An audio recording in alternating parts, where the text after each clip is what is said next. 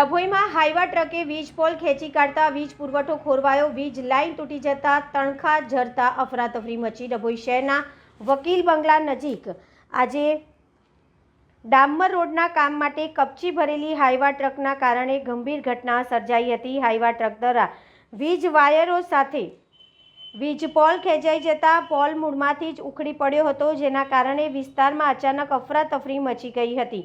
ડભોઈના વકીલ બંગલાથી સરકારી દવાખાના તરફ જઈ રહેલી હાઈવા ટ્રક ડામર માર્ગ બનાવવા માટે કપચી લઈ જઈ રહી હતી। આ દરમિયાન ટ્રકના ઉપરના ભાગે વીજ કેબલો ફસાતા જીવંત વીજ લાઇન સાથે વીજ પોલ ખેંચાઈ ગયો હતો। પોલ જમીનમાંથી ઉખડી પડતા ભારે સ્પાર્કિંગ થયું હતું અને આગના તણખા ઉડતા લોકોમાં ભય ફેલાયો હતો। ઘટના સ્થળે હાજર લોકોએ જીવ બચાવવા દોડધામ મચી ગઈ હતી।